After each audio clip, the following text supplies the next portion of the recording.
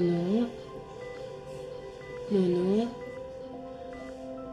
Wala ka nang masakit na nararamdaman? Wala na po, lalapig. Feeling tired po. Pero nandito ka na sa private room. So, ibig sabihin, improving ka na. Kaya laban lang, ha? Laban! Laban, lalapig.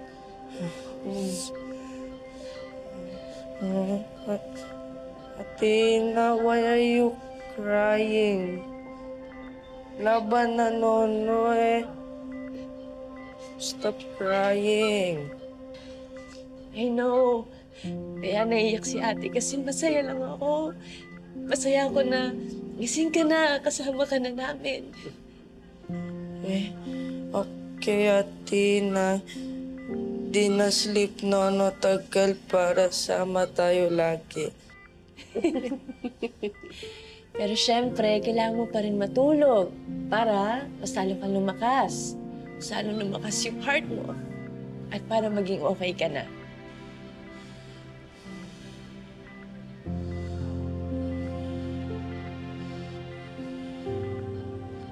Ate, pag naisip kita, nafe-feel ko strong yung heart ko.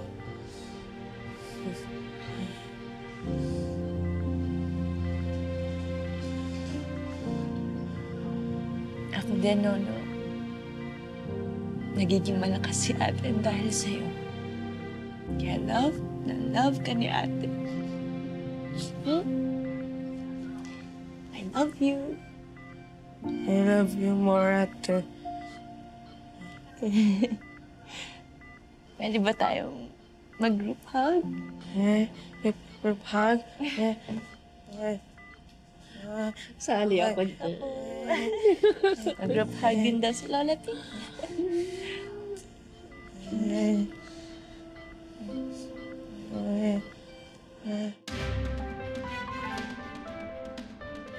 Hi, Mami Lisa. Ay, good morning, Mami Na.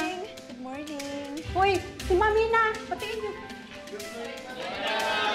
Hi, everyone. Good morning. Nakapagkape na ba lahat? Yes. Ay, sana all. Kasi ako hindi pa.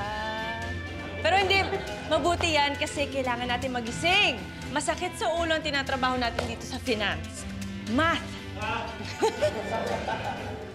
Pero sige, pagpatuloy nyo lang yan. Alam ko, busy kayo, so it's okay. Tsikahin ko lang. Okay. Okay. Ano na, ate? Maraming magagaling na employees po natin na nag-resign, Ma'am Ina. Mas malaking benefits po kasi yung nakukuha sa ibang kumpanya. Ganun ba? Sige, hayaan mo. Pag-aaralan namin mabuti kung saan kami pwedeng kumuha ng funds para mas lalong mapaganda ang benepisyo na kukuha ng mga empleyado. Okay? Yun! Salamat, Ma'am! Malaking bagay po yun para sa amin. Sure, okay. Thank you. Thank you. Sir Conrad, usually po ba ganito lang kakonti yung customers dito sa Orias? Lunchtime na kasi pero konti lang yung tao. Actually, Ma'am Ina, minsan nga mas konti pa nga eh. Nag-start kasi yan yung nagkaroon ng aksidente sa Nono's Favorites. Tapos, ayun, nadama yung Oreas sa issue, kaya talaga yung sales bumagsak. Hayaan niyo po, sir. Gagawin po namin lahat para bumangon ulit yung reputasyon natin. Lalakas po ulit ang Nono's Favorites sa Orias. Waiter, Yes, Ma'am. ano to? Bakit ganito? Di naman ganito lasa ng chicken inasal niyo dati ah. Pati itong kare-kare, iba na din. Hindi na masarap. Ma'am, pasensya na po, ma'am. Kung gusto niyo po, papalitan na lang po natin. Hindi na. Panigurado ganyan din ang lasa. Sira na ang image nyo, pati mga pagkain, sisirain nyo pa. Magsara na nga lang kayo. Tara na nga. Ma'am, teka, ma'am. Di pa po kayo bayad, ma'am. Okay lang. Hayaan lang.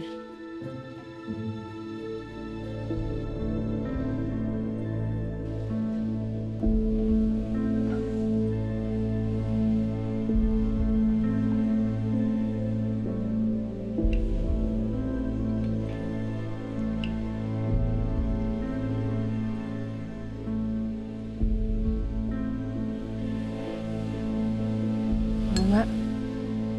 Bakit naging ganito? Anong sabi ni Conrad? At saka, nung chef, anong sabi niya? Bakit daw nag-ibang lasa? Hindi daw po tayo nagpalit ng supplier sa karne. Pero nagpalit po tayo ng supplier sa spices and ingredients. Doon daw po nagkaroon ng changes yung timpla ng mga sinaserve natin. Pero, Lola, may nagsabi na po ng concern daw nila noon dito sa opisina, pero hindi daw po sila nakatanggap ng sagot. Wala akong natatanggap na reklamo. At kung meron man, aaksyonan ko kaagad yun. Makikinig ako. It's really weird. Alam mo ba kung kailan pa tayo nagpalit ng supplier? Kasi alam mo, wala akong natatandaan na pinirmahan na kahit anong dokumento tungkol dyan. Matagal na po, Lola. Pero marami pa po akong kailangan alamin. Please, Ina, let's just keep this first to ourselves, okay? But I need to get to know sino ang nag-authorize nitong mga ito.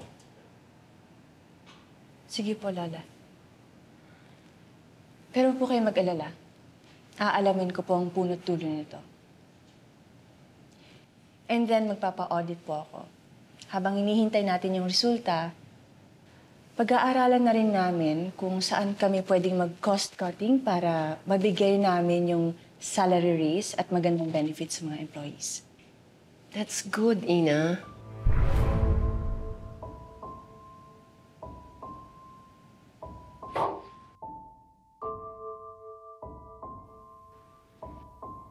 Charlie.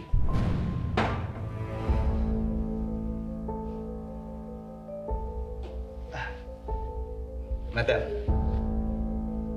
Nakikinig ka ba sa pinag-uusapan namin ni Ina? Hindi po. Actually, ma'am, kararating ko lang mo dito eh. Hi, Ina. Are you sure? Yes, madam. Kasi tinanong ko lang yung secretary niyo and hinahanap ko nga kayo. Nabanggit sa akin na magkasama daw po kayo ni Miss Ina. May kailangan ka ba sa akin? Dapat po may tatanong sana ako. Kaya lang feeling ko baka nakaka-istorbo ko sa pag-uusap niyo ni Ina. But anyways, ma'am, next time na lang po. No worries. I'll go ahead. Sige po. Bye, Miss Ina.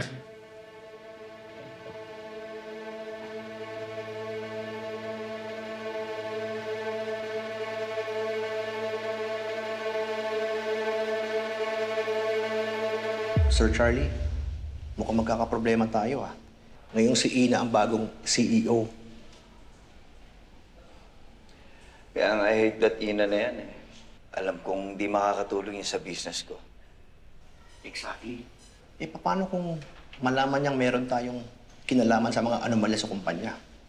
Sir, baka makulong tayo. Kaya nga, we have to make sure na wala silang makikitang paper trail or any evidence. Dapat malinis. Sir, with the kind of leadership na meron si Ina, hindi magdadalawang isip na magkalkal yun. Malaman lang niya ang totoo. Ano bang dapat gawin natin? Ano bang magandang gawin natin? Kailangan ko na magmadali. Kakailanganin ko si Joanna para i-distract niya na si Ina. Para magawa na natin yung dapat natin gawin nang hindi tayo nabubuko. Okay? Okay, sir.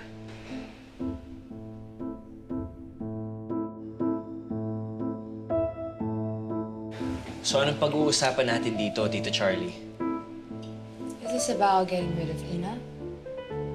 Kind of. Well, then bring it on. Hindi na ako makapag-intay na matapakan yung babaeng yan. Will you stop that, Joanna? Napapahamak ka lang sa lahat ng ginagawa mo eh. Oh, come on, Yuan. Don't act like you're concerned about me. Gusto mo lang talaga ipagtanggol yung babaeng yun, ikakampi ka na naman sa kanya. Is that true, Yuan?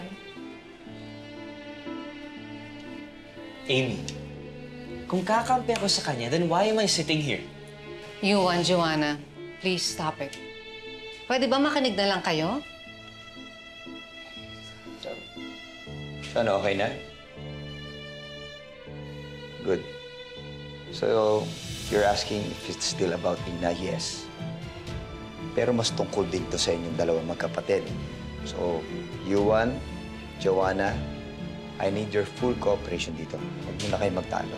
Even you, involved ka dito, Sonia. Ano ba talaga to, Charlie? Here. Let's just say na yan ang magiging huli niyong alas at yan na rin ang gagamitin natin.